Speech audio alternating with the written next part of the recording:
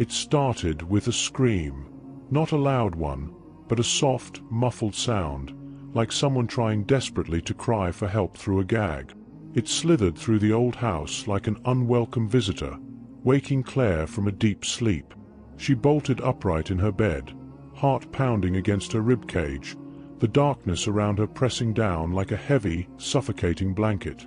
The house groaned, a long, drawn-out creak that made her skin crawl. For a moment, Claire told herself it was just the wind. The old house always made strange noises, but this time, something felt different. It wasn't the house settling or the wind rattling against the windows. There was something deliberate about the sound. It came from the attic. Her breath caught in her throat as she strained to listen. The silence that followed was thick, impenetrable, as if the house was holding its breath with her. Claire had lived in this house for 2 months now, a creaky old Victorian manor on the edge of the town of Hollow Creek. It was far too large for her, but she needed the space to work, or at least that's what she told herself. As a freelance writer, peace and quiet were essential, and this remote, eerie place offered plenty of both. But now, the silence was anything but peaceful. It was menacing, and Claire couldn't shake the feeling that something was very, very wrong. She hadn't yet explored the attic. Every time she'd thought about it, a strange reluctance would settle over her. The narrow staircase leading up to that dark, cobwebbed corner of the house seemed almost unwelcoming. She'd convinced herself it was just her imagination, just the unfamiliarity of living in a new, old place. But tonight, that whisper-like scream had come from up there.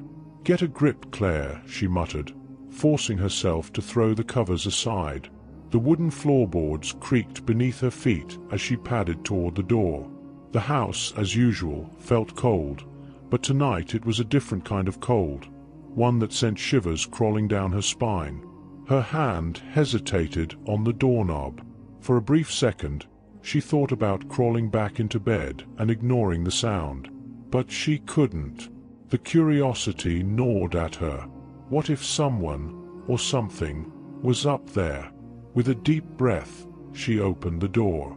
The hallway outside her bedroom was dark, the moonlight barely filtering through the narrow windows at the end of the corridor.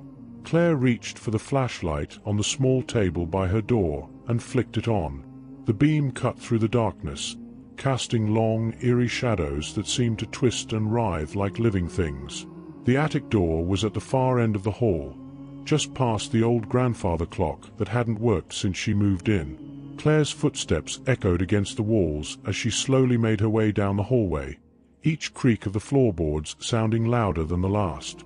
When she reached the attic door, she paused.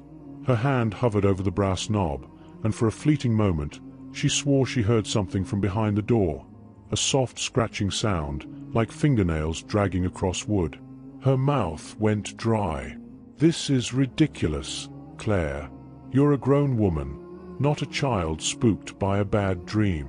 But no amount of reasoning could shake the dread pooling in her stomach. Gathering her courage, she twisted the knob and pushed the door open. The staircase was steep, disappearing into a black void. The air that rushed out smelled old and stale, like dust and decay. It was colder up here, much colder. The cold bit into her skin, seeping through her thin pajamas, making her shudder involuntarily. The flashlight beam wobbled slightly in her hand as she took the first step up. The stairs creaked beneath her weight, and the scratching sound from earlier was gone. Maybe it had just been mice, she told herself, even though her gut twisted with disbelief. The attic stretched out before her, filled with shadows and forgotten things. Old trunks, covered with dusty sheets, lined the walls.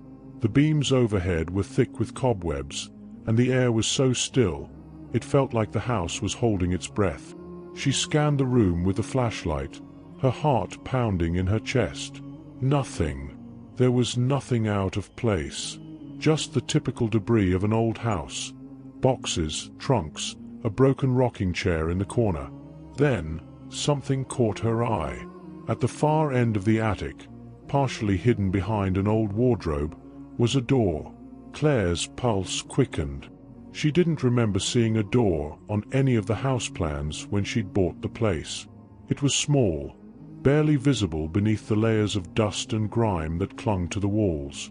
Her curiosity piqued. She walked toward it, her flashlight beam shaking slightly as she moved. As she neared the door, the air seemed to grow colder, more oppressive. The wooden frame was warped, and the knob was rusted with age. It didn't look like anyone had opened it in decades. She hesitated for a moment before placing her hand on the knob. It was freezing to the touch, and as she turned it, a sharp, cold pain shot through her hand. She pulled back, biting her lip, but the door was now slightly ajar. The smell that wafted out from the room beyond was rancid, like something had rotted in there for years. Claire gagged, covering her mouth with her free hand. Every instinct screamed at her to turn back, to shut the door and leave whatever was behind it alone. But something else, something darker, urged her to push it open. Taking a deep breath, she swung the door fully open. The room beyond was small, barely more than a closet. The walls were cracked, the plaster peeling away in jagged chunks.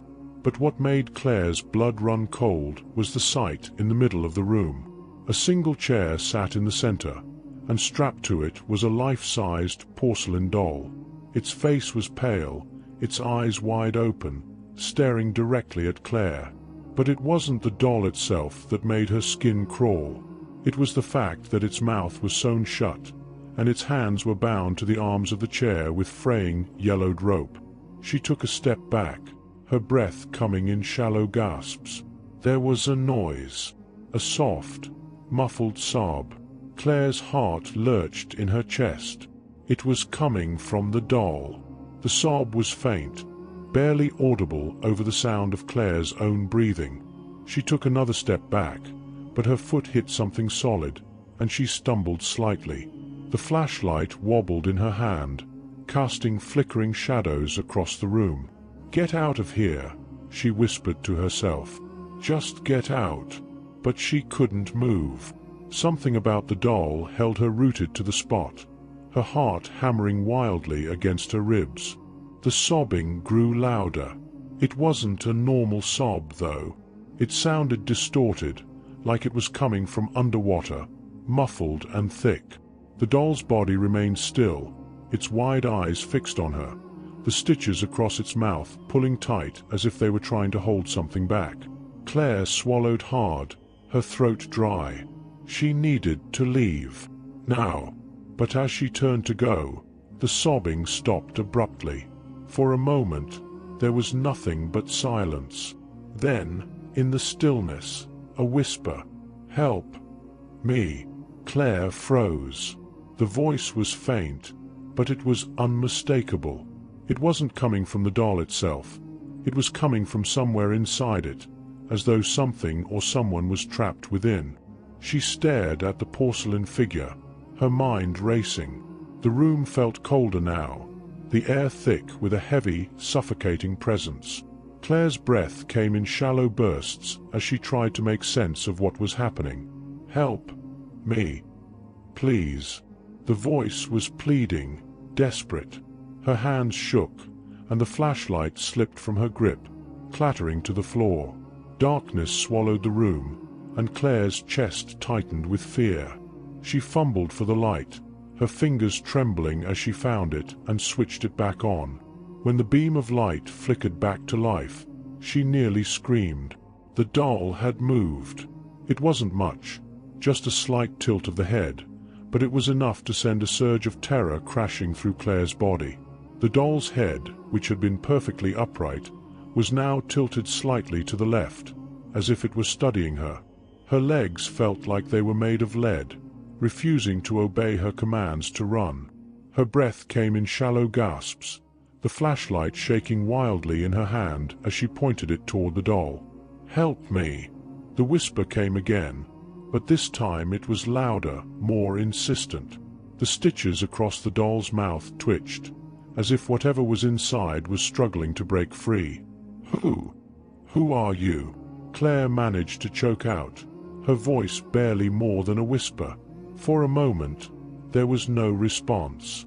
Just the oppressive silence of the attic pressing down on her like a weight. Then, the voice came again, softer this time, but filled with sorrow. "They trapped me. I've been here for so long.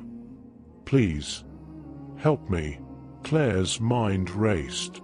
This couldn't be real. Dolls didn't talk. They didn't cry for help. But there was no denying what she had heard, what she was still hearing. And the doll. It was moving ever so slightly. The ropes binding its hands creaked as they stretched taut, the porcelain arms straining against their restraints.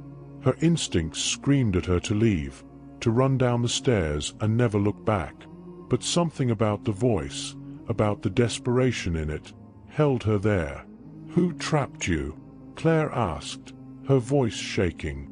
There was a pause, and then the voice whispered, "The house. The house keeps me here." Claire's heart pounded in her chest as she glanced around the dark attic, her flashlight beam cutting through the shadows. She felt the house watching her, its presence heavy, oppressive. The walls seemed to close in, as if the house itself was listening. "Why?" she asked, her voice trembling. "I don't know," the voice replied. "But it won't let me go. It won't let any of us go." The word "us" hit Claire like a punch to the gut. She swallowed hard, her throat tight with fear. She couldn't move, couldn't breathe. Her legs felt frozen in place as she stood there, staring at the doll in the chair. "What do you mean, us?" Claire asked, though she wasn't sure she wanted to know the answer. The attic seemed to grow darker, the shadows thicker and more oppressive. And then she heard it, a soft shuffling sound, like footsteps moving across the floorboards behind her. Claire whipped around, the flashlight beam cutting through the gloom, but there was nothing, just the empty attic, filled with boxes and forgotten furniture. But the sound persisted, footsteps, slow and deliberate, circling her. Her pulse quickened as she spun around, shining the light frantically into every corner of the attic, but all she could see were shadows, shifting and twisting like smoke. Her breath came in ragged gasps as panic began to take hold. "Who else is here?" she demanded, her voice cracking. For a moment, there was nothing but the eerie creaking of the house. Then, the whisper came again, this time more voices, multiple voices, echoing through the dark attic. They overlapped, a cacophony of despair and fear. "We are trapped. We've been here for so long. Help us." Claire stumbled backward, her heart hammering in her chest as the voices surrounded her. She felt the oppressive weight of their presence pressing down on her, cold and relentless. She had to get out. Now. Claire bolted for the attic stairs, her feet pounding against the creaky wood as she raced down. The air around her seemed to close in, the shadows shifting and twisting as if they were alive. She reached the bottom of the stairs, her breath coming in short, panicked bursts, and slammed the attic door shut behind her. Her hands were shaking so badly, she could barely lock the door. But once she did, she stood there, her back pressed against it, gasping for breath. The house was silent again, but it was an oppressive silence, one that weighed heavily on her chest and made it difficult to breathe. Claire's pulse thundered in her ears, and she squeezed her eyes shut, trying to steady herself. What had she just seen? It couldn't have been real. Dolls didn't talk. Attics didn't hold voices of the trapped and the damned. But she had seen it, heard it, and it had all started with that whisper. Something was wrong with this house. Something had always been wrong with it, from the moment she'd moved in. She had ignored the strange feelings, the cold drafts, the odd sounds. But now she knew. She was not alone in this house.